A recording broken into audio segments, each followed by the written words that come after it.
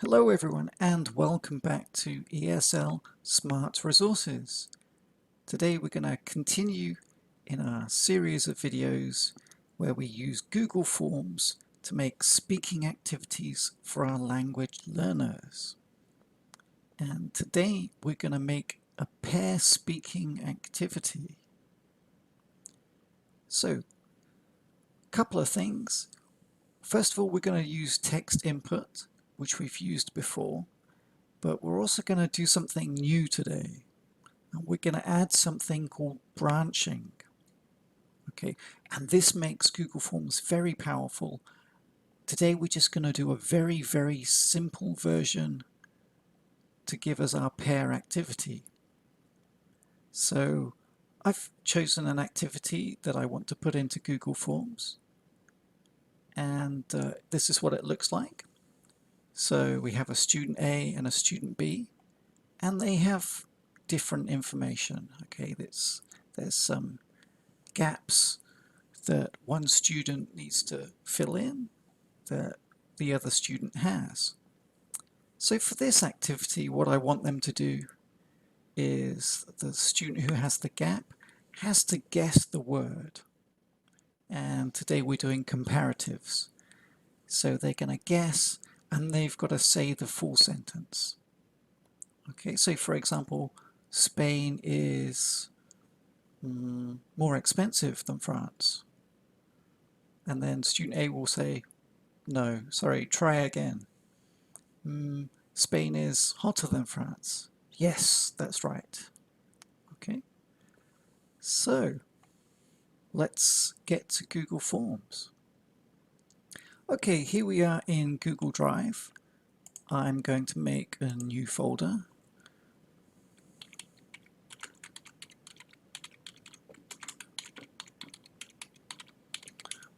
Okay, and let's make a new form.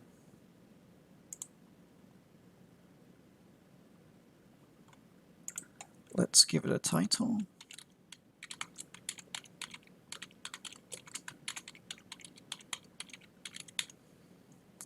And if I click here, the title will appear.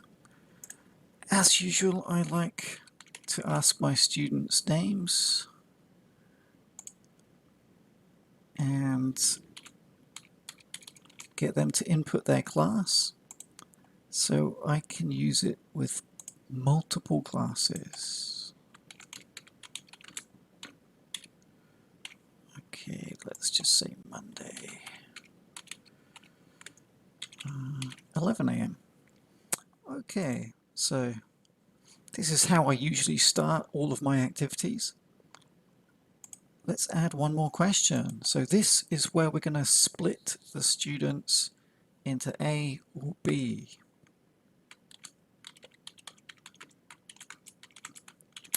Now you will have to set this up well in the classroom. You will have to make sure the students know that they are student A or student B. Perhaps students on the right will be student A and students on the left will be student B. And it's a very good idea to demonstrate this choice on your phone for the students. Okay, so there we go. Now we need to do something else, very important, but first let's add a section. So the idea is here we're going to split them so the student A's will go to section 2.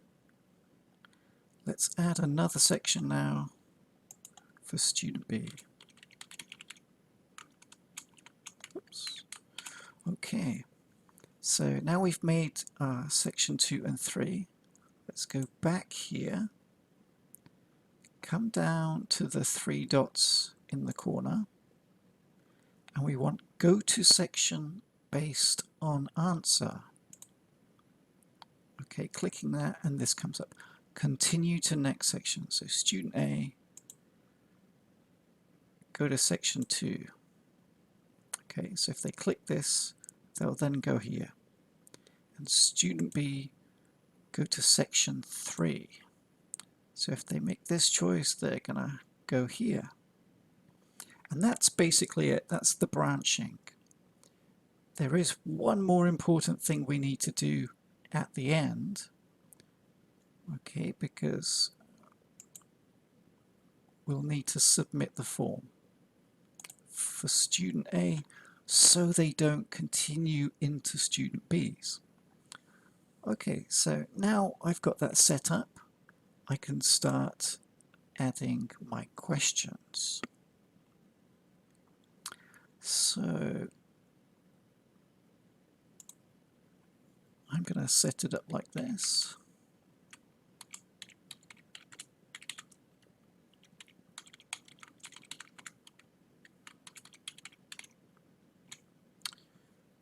Okay, so for student A, question 1, it's not a question.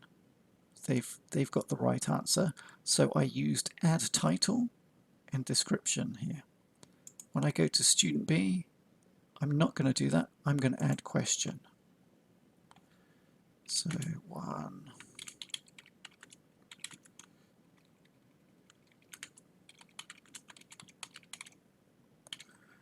And I need to select short answer. Okay, so that's question 1. And question 2, we'll do it the other way around. So this was a question. Next, I'm going to add title and description. So number 2.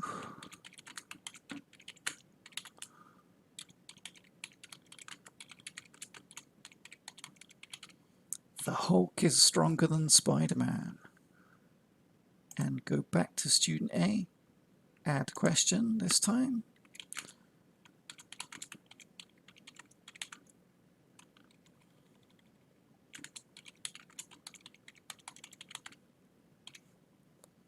And once again, short answer.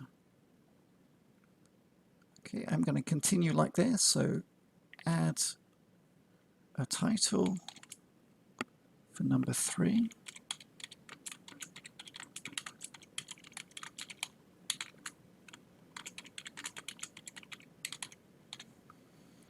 And go to student B and add the question.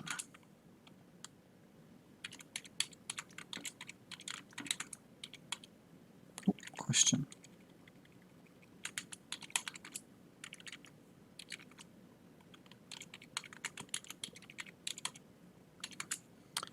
And that is a short answer. Okay, let's do one more. We need the title.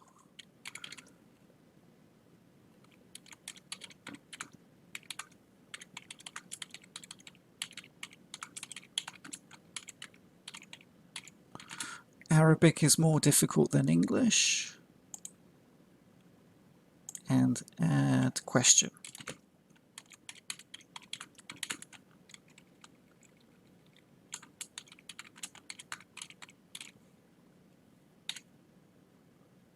And once again, short answer. So, okay, it's looking good. Now, remember, if student A clicks here, they'll go to section 2 and they'll go through the questions one by one.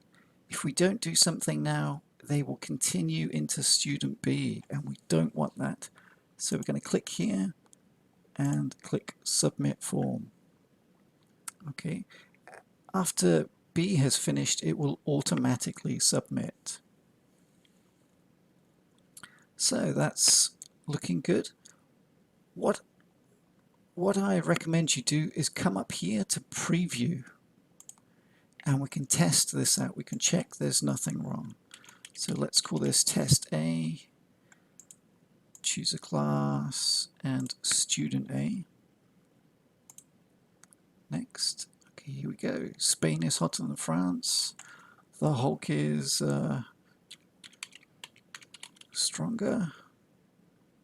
Arabic is more difficult.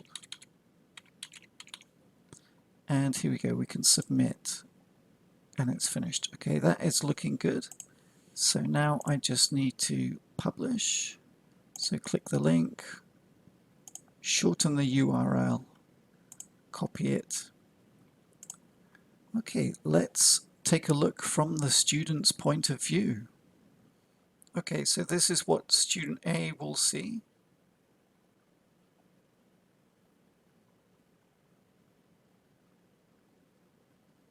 Let's call it test A again. And select student A. Click next. And here we go, this is looking good. So when they come to question 2, they can type in their answer. And again, with question 4.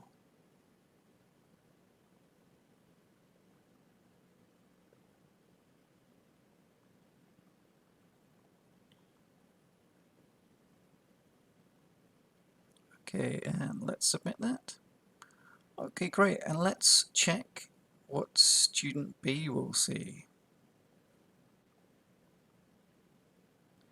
So once again, I'll put test B this time. Choose a class and make sure I check student B. So student B starts, I don't know, Spain is hotter than France. Yes, that's right, great. Okay, type in your answer. Question 3, Brad Pitt is taller.